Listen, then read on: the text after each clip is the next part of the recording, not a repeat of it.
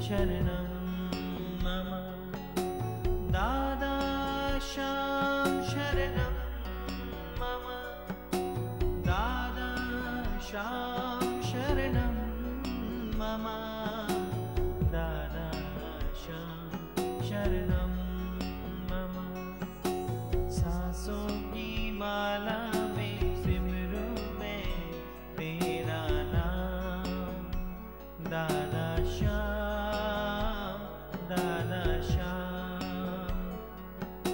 सांसों की माला में सिमरू में तेरा नाम दादा श्याम दादा Shyam.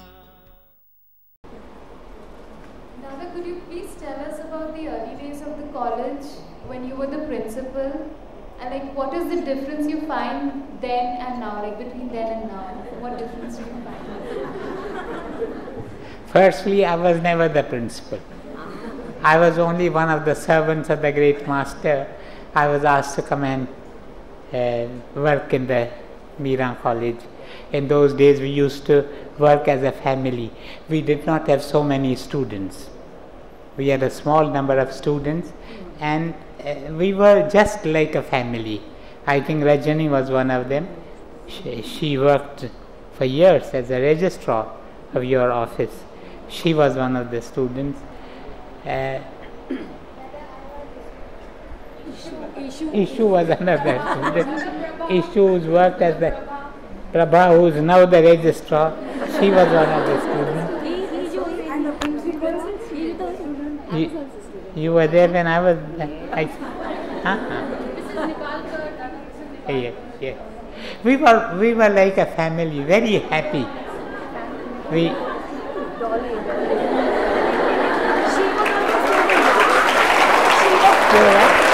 She is the professor here in the college, Dolly was a student. I remember. Yes. You were also a student. I see. Dolly. So many of them, I didn't know. So the tradition could easily. Pia and Krishan? But Pia is no longer in the college. The tradition could have been kept up, yes. The difference now is that you are so many. You don't have that family feeling. In our days, every teacher or every worker in the college knew the students by name. Today, if I were to ask some teacher what is the name of the student, I am not sure if they will be able to tell me. But true education is really fellowship between the student and the teacher. The teacher regards the student as a member of his or her family. That is why in ancient India, there was a time when India was regarded as a leader of the nations and as the builder of a civilization which has survived the shock of centuries. One of the greatest historians of the 20th century, Arnold Toynbee, he has written several volumes on a study of history, and he says that in the world till today, I think the number he mentions is 32, but I may be making a mistake. One can easily refer and find out. He says 32 civilizations have appeared on earth. Out of these 32, 31 have perished, they are gone. There is only one civilization that has endured, that is the Indian civilization.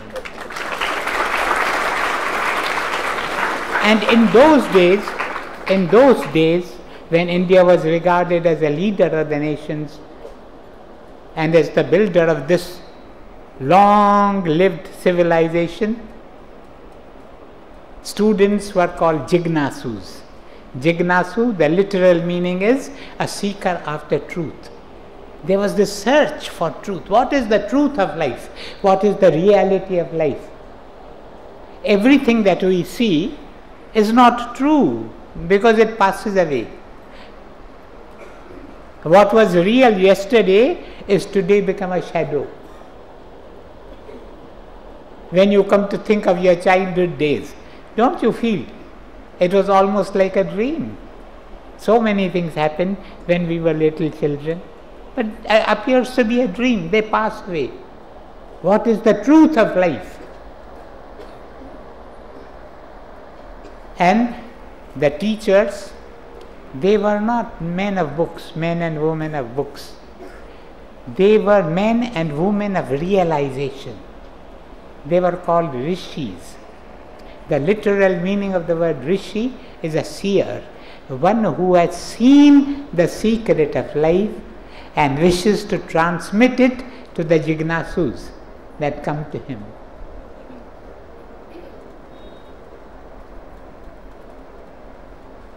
This was the type of education that we had in those days, and we tried to revive it in our own little humble way in the Mira college when it started. Yes. Dada, it is said that the mind is like a turbulent river.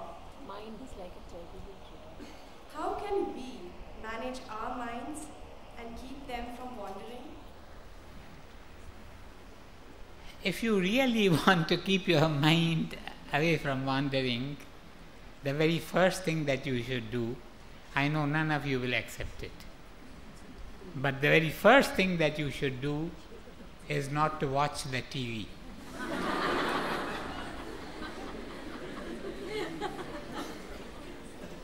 I know nobody will listen to me, but it is the TV that makes you wander, makes your mind wander. And when your mind wanders, you wander with the mind. You are not aware. You wander with the mind. Then suddenly you become aware. Where have I come? I have to revise my lessons. So many students, they come and complain to me that our minds are distracted. They will naturally be distracted. The TV has done many good things. It is not that it has not contributed to the thought and life of humanity. The TV has good aspects, but the TV has done this one thing. I tell you, some of our best people, they will say we will watch the TV only for half an hour. They start watching the TV, then they keep on shuffling. Now there are so many channels from one to another, and when they look at the watch, 3 hours have already passed.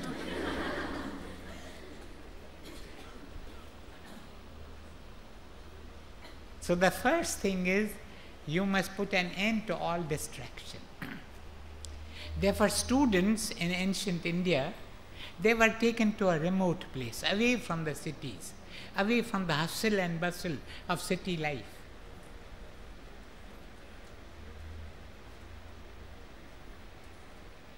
I will pass on to you an exercise if you want to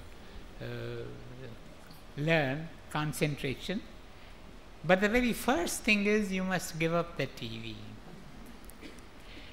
When I went to South Africa, I was a guest of the Swami who was in charge of the Divine Life Society there. And he told me, he said he had started in South Africa. What? Saint? Sejanand. But it was Durban. When I went to Durban, I think we had our conference there. So when I went there, the Swami told me that he had started a new movement. He told the students that you must not watch the TV. And he told me that he had succeeded in getting 37 students up to that date. Now the number may have increased or decreased, I do not know. But 37 students who were prepared not to watch the TV. I won't go so far. I would say set a limit to your time of watching the TV. Say I will not watch the TV for longer than half an hour, or I will not watch the TV for more than one hour. When I come next time, you could give me pledges, TV pledges. Instead of vegetarian, becoming vegetarian. But you must stick to it. Supposing you have pledged not to watch the TV for more than an hour, and you find that on a particular day you did not know, but you watched for 2 hours, then the next day you will not watch at all. I'm sorry. And the exercise that I would wish to pass on to you is what in the ancient books is called tratak. Tratak. What is tratak? You keep a candle at eye level. Light the candle. Keep on watching the flame of the candle without blinking. You must not blink at all. You will find that if you strain the eyes, if you do not blink at all, tears will come out of the eyes. Let them come. But try to keep on watching. Now I am watching this red light here in the camera. But my eyes must not blink. Then after some time, naturally they will blink. Eyes have to blink. Then let me close my eyes, and I will be able to see the flame here between the 2 eyebrows. Concentrate on that flame. That white flame which is burning brilliantly, then gradually it will fade away. It fades away. Then again open the eyes. Concentrate on the flame. Again close the eyes. If you do this, you will grow in concentration. Another simple exercise is just sit in a chair comfortably with your feet gently touching the ground. Relaxed. The body should be relaxed. Watch. Concentrate here at this point, tip of the nose. Watch the breath going in. Watch the breath going out. But don't follow the breath as it goes in. Don't follow the breath as it goes out. Your concentration should be at this point.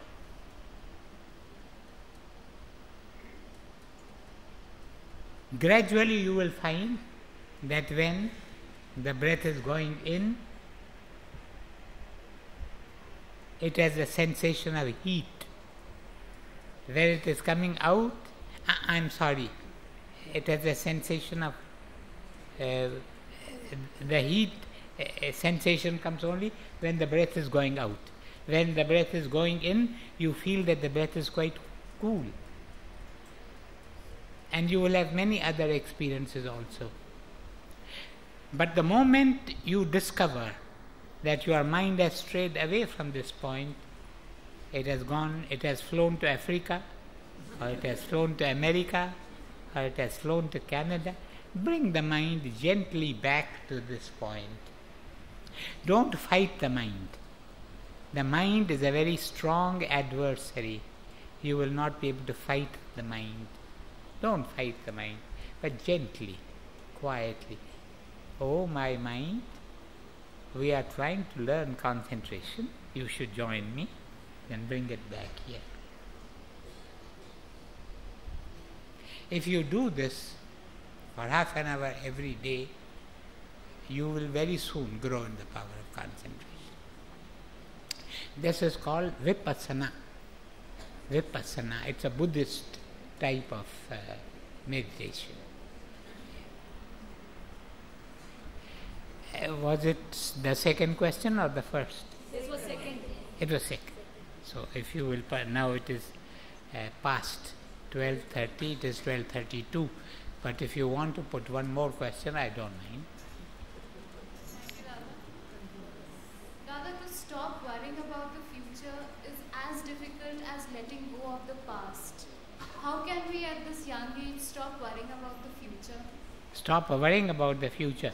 You can stop worrying about the future once you grow in this faith that there is someone who has looked after you through many. You have passed through many millions of lives. Who has taken care of you? That same one is taking care of you now. If only you grow in this faith, there is no worry at all. The very first lesson that I learned when I came and sought refuge at my beloved Master's feet, the very first lesson that he taught me was, hand yourself over in childlike trust to the Lord. The child knows that the mother is there. Have you ever seen a child? You give it food to eat, it will sneak and hide a portion of the food elsewhere. Less food may not be given to it the next time. Have you ever seen a child doing this? The child will eat its food and will know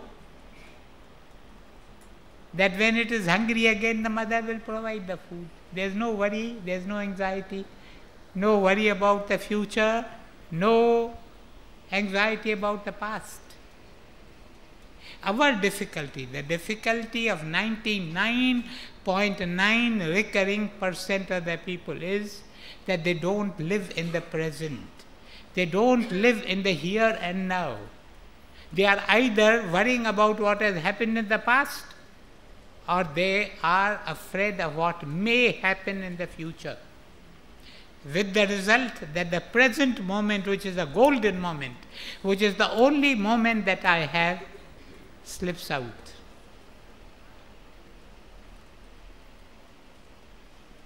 That's all. Will you permit me now to go?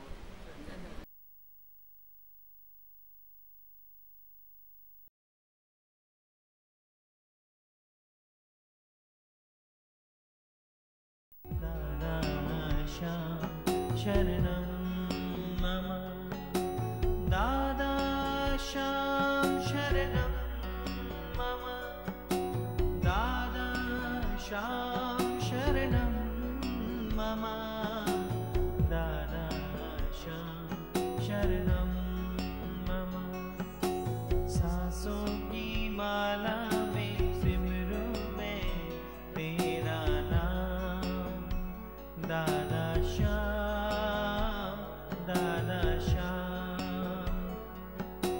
सांसों की माला में सिमरू में तेरा नाम दादा श्याम दादा श्याम जला ले जीवन दीप जला ले ख्वाबों में खोया है जाग जरा मत वाले आमन का दीप जला ले जीवन दीप जला ले ख्वाबों में खोया है जाग जरा